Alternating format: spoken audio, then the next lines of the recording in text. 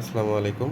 আজকে আমরা ৪র্থ semester DC machine বইয়ের ডিসি জেনারেটর যে অধ্যায়টি রয়েছে, তার যে সেপারেটলি এক্সাইটেড জেনারেটরের যে সার্কিট রয়েছে, সেই সার্কিট নিয়ে আলোচনা করব এবং সেই সার্কিট আমরা কি বের করতে পারি এবং কি পাবো, সেই সম্পর্কে আমরা আলোচনা করি।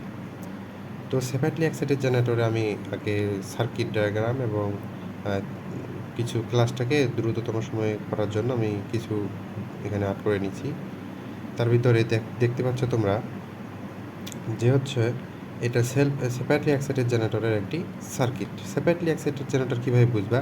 সেপারেটলি এক্সাইটেড জেনারেটরে মাত্র সেপারেটলি এক্সাইটেড জেনারেটরেই শুধু একটি যে শান্ট যে ফিল্ডটা রয়েছে, শান্ট ফিল্ডটা যে রয়েছে, এটা হচ্ছে আলাদা থাকবে।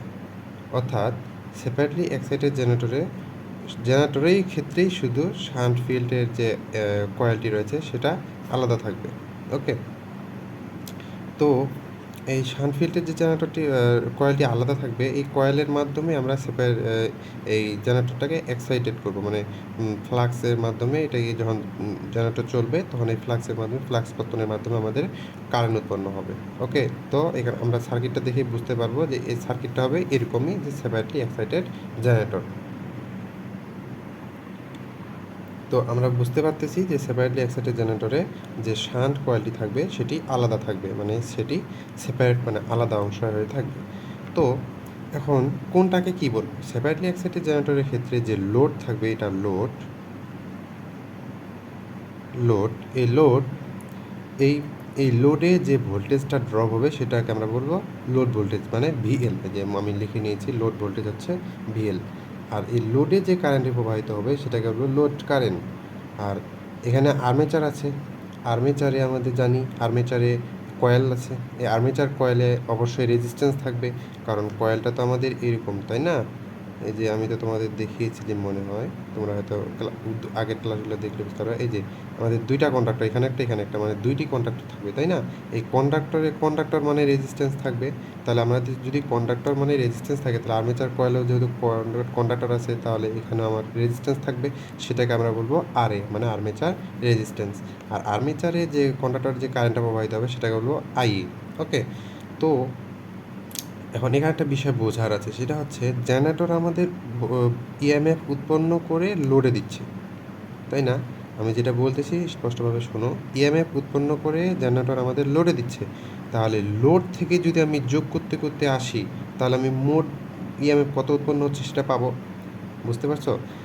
লোডে যেহেতু আমার শেষ হয়ে যাচ্ছে, অর্থাৎ একটি সার্কিটে যে অ্যাবজর্ব পাওয়ার এবং প্রবাহিত মানে প্রডিউসড পাওয়ার এবং অ্যাবজর্ব পাওয়ার যদি সমান হয়, অর্থাৎ আমি যদি পি ইন দিই, মানে পাওয়ার ইন দেই, পাওয়ার আউটপুট, মানে অর্থাৎ ইন পাওয়ার যতটুকু দেবো আউটপুট পাওয়ার ততটুকুই মানে শেষ হয়ে যাবে। মানে যতটুকু আমার সার্কিটে, আমি যদি সার্কিটে 20 ভোল্টেজ দেই, আমার পুরো সার্কিটটা কভার হলে 20 ভোল্টেজই শেষ হয়ে যাবে, কোনো ভোল্টেজ ফিরে আসবে না। তাহলে আমি বুঝতে পারি যে সার্কিটে আমার একটি সার্কিট ক্লোজ হলে সেই সার্কিটে প্রডিউসড পাওয়ার এবং অ্যাবজর্ব পাওয়ার দুটোই কিন্তু সমান।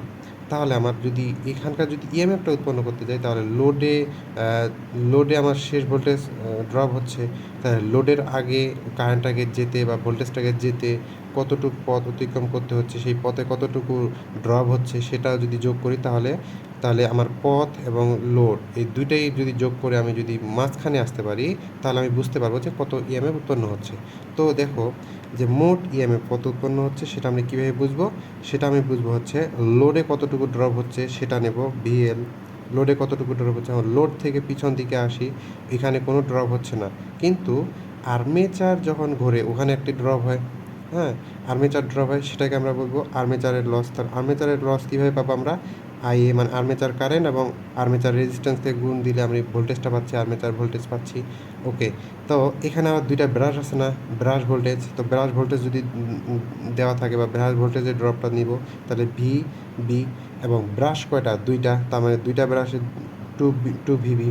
ওকে, এখন ভোল্টেজ তো পেলাম, ভোল্টেজ তো পেলাম, ভোল্টেজে কাজ করতে গেলে এখন আমাদের কারেন্ট নিতে হবে।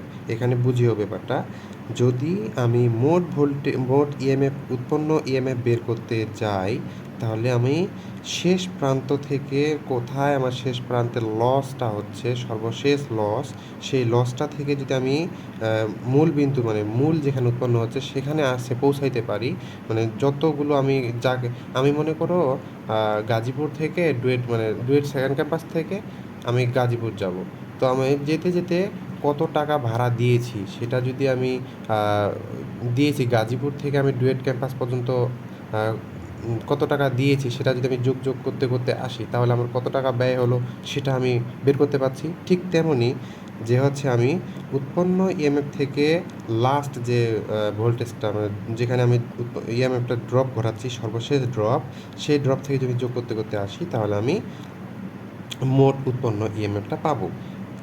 ওকে, ঠিক সেম কাহিনিটাই ঘটিয়েছি আমি, যে লোডটা নিলাম, লোডের আগে কোথায় ড্রপ হচ্ছে আর্মেচারে, আর্মেচার থেকে কোথায় ড্রপ হচ্ছে ব্রাশে, শেষ, এখানে আর কোনো কিছুই নেই। ওকে, এখন কারেন্টটা যেহেতু সিরিজ পথ, তাহলে এখানে আর্মেচার কারেন্ট যেটা, লোড কারেন্টও সেটা। ওকে, যেহেতু আর্মেচার কারেন্ট সিরিজ পথ, আর্মেচারে যতটুকু ভোল্টেজ কারেন্ট উৎপন্ন হবে, লোডেও ততটুকুই কারেন্ট উৎপন্ন হবে। ওকে, এখন আসি পাওয়ার জানি।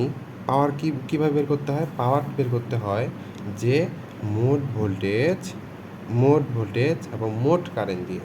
ওকে, তাহলে পাওয়ারটাকে আমরা পাবো মোট ইএমএফ কোনটি? মোট ইএমএফ হচ্ছে এই যে মোট ইএমএফ এবং হচ্ছে মোট কারেন্ট কোনটা? আইএ, মানে আর্মেচার কারেন্টটা কতটুকু হচ্ছে। অবশ্যই লোডের কারেন্টটা নেব না। যদি এখানে রেজিস্ট্যান্স থাকতো, হ্যাঁ, আমরা পরবর্তী ক্লাসে বুঝতে পারবো যে কেন লোডের কারেন্টটা নেব না। সার্কিটের মোট যে কারেন্টটা পাওয়ার বের করতে গেলে অবশ্যই আমাকে আর্মেচার কারেন্ট দিয়ে বের করতে হবে। ওকে, থ্যাংক ইউ।